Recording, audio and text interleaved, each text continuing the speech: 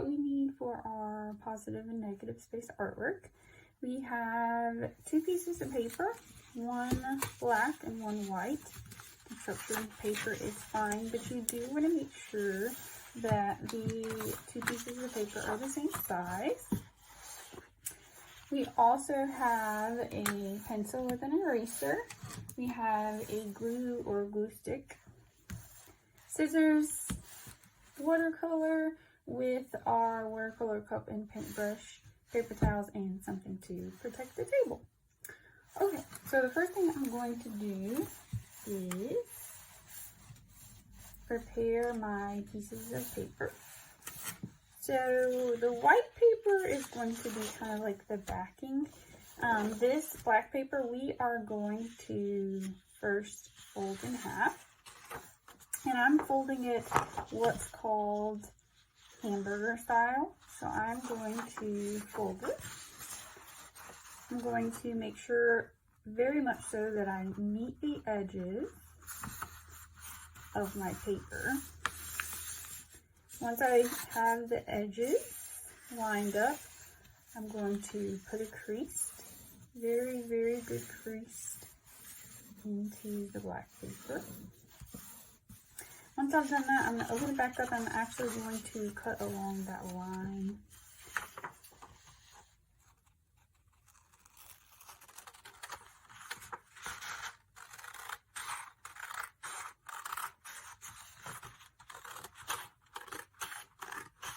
What that does is it gives us exactly half of the white paper.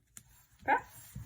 So once we have that in place, we kind of have our setup ready to go. From here, I'm going to kind of scoot my white paper to the side. I'm going to focus on my black paper.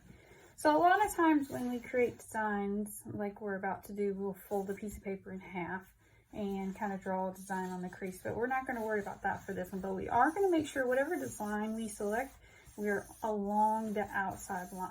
So this is where it's kind of like the halfway point, the middle point of our design. We're going to focus on this area. It does need to connect.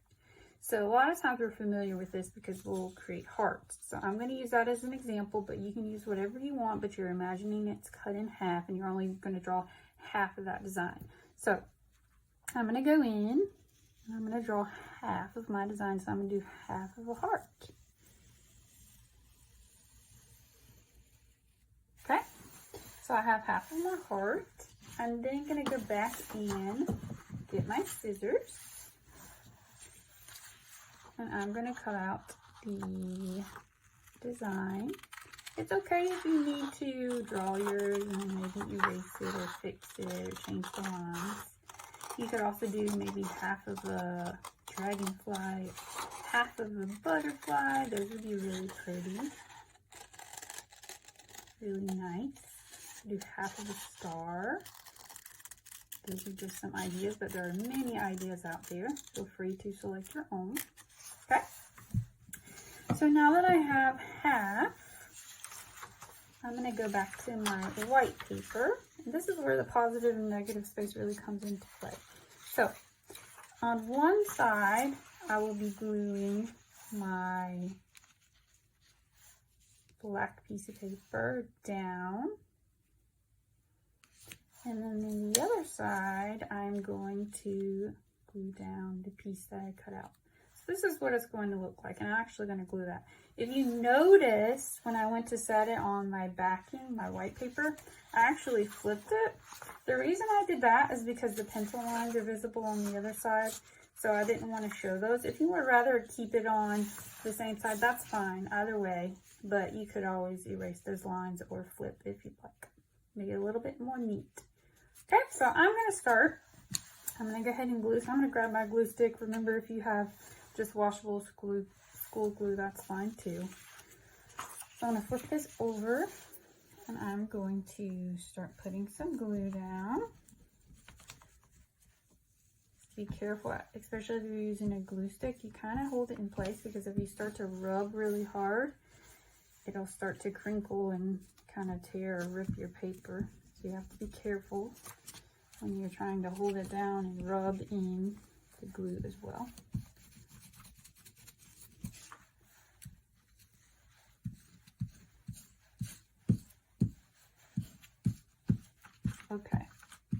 Now,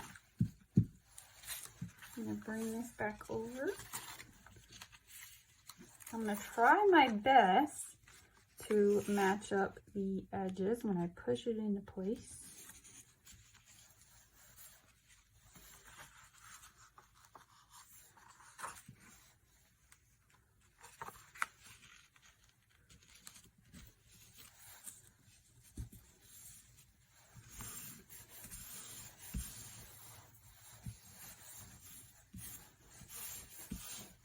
Okay. Now, I need to do my other side. So let's make sure I get my glue on the right side. So if it's going to be up like this, I'm going to make sure I flip it first before I put on the glue. That's a common mistake. Make sure you're putting the glue on the right side.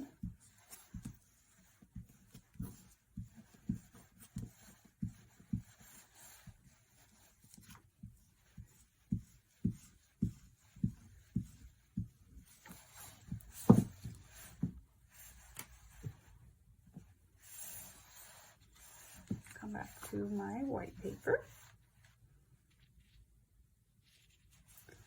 I'm going to try to match it up to that center line that I have.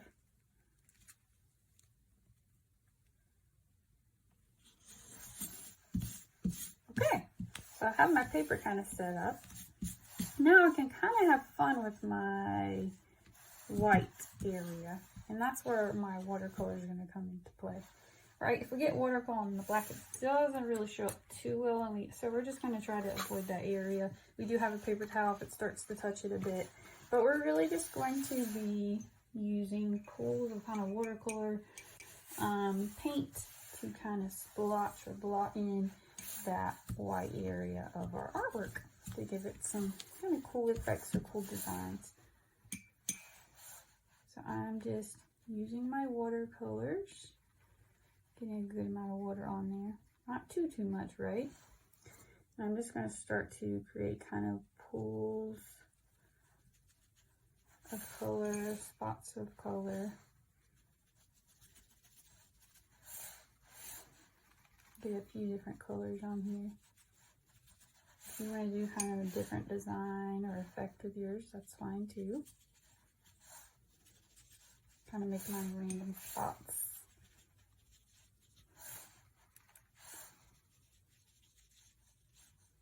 Remember what happens if you start to rub in too much water or watercolor into areas, it will start to soak your paper, especially if you have maybe thinner thinner kind of construction paper.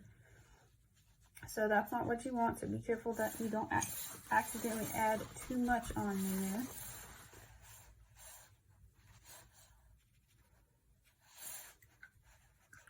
I'm gonna kind of clean my brush just a little bit. I'm gonna switch over to another color.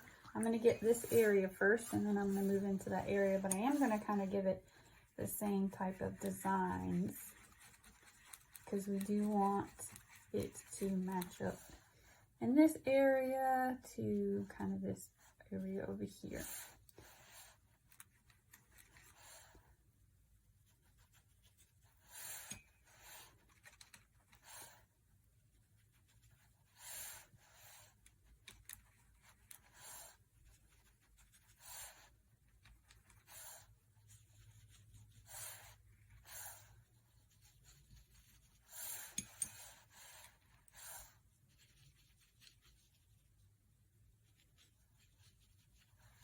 What's kind of nice about the black area is if it accidentally touches it a little bit, fortunately it doesn't start to get too messy because it just doesn't show up too much there anyways. So it kind of works out nice, kind of works in our favor a little bit. Instead of the color running into different areas. Okay, I'm going to switch my color again. Remember, you can use whatever colors you'd like for yours.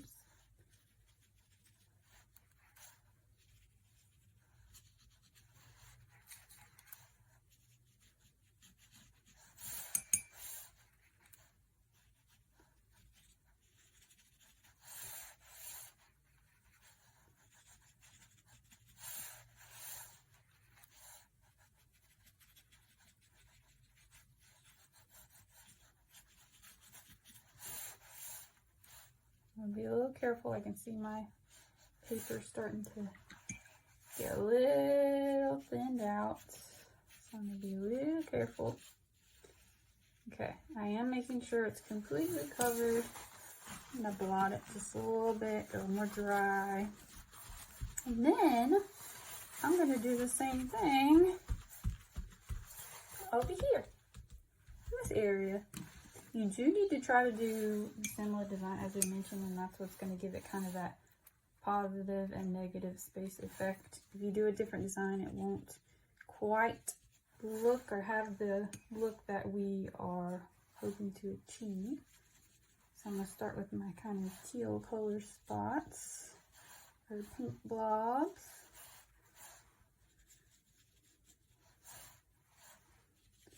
Try not to get too much on my black area. Like I said, you can't see it too much, but you don't want to get it over there.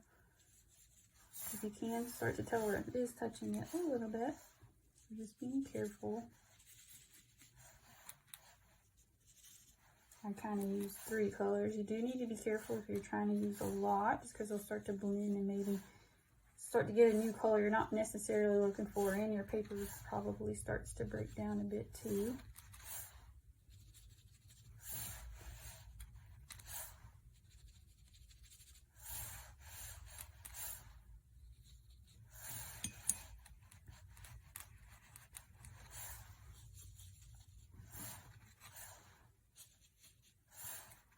A bit of time. This is probably the most time consuming part, is this big white area over here.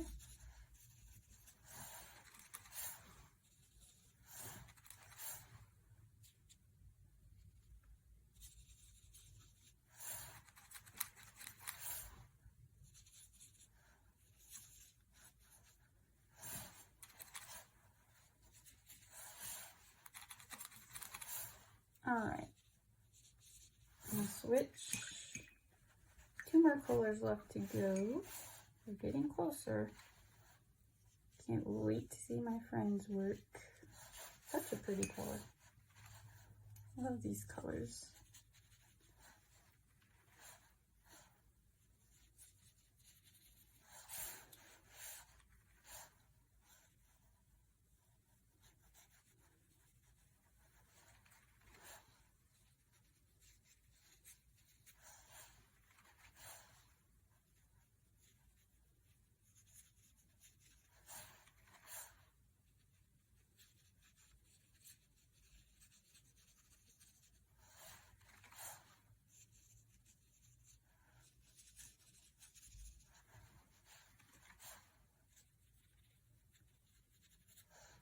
Alrighty, almost time to switch to my last color, my orange. A little bit more in here. Just gonna make sure I get it completely filled up with my colors or design that I choose to use.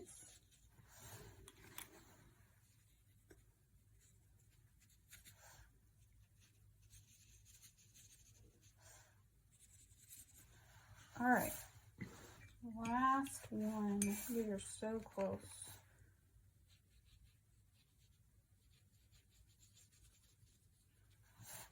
Kind of has a cool effect with a little bit of overlapping, right? Not completely over one color to the next. Notice how when I went from one color to the next, I made sure to rinse my brush and I didn't just keep going back and forth to different colors. I tried to continue with the same color before I moved on to the next. That's when you start to get your colors too blended and maybe start to get colors you don't necessarily want on there. So it is important to kind of rinse between.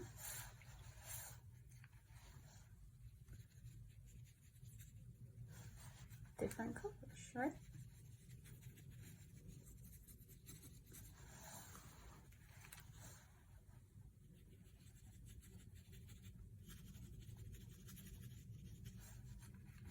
Okay, now I am going to make sure I give time for my artwork to dry. Once it dries, I'm probably going to make sure I get my name on there right.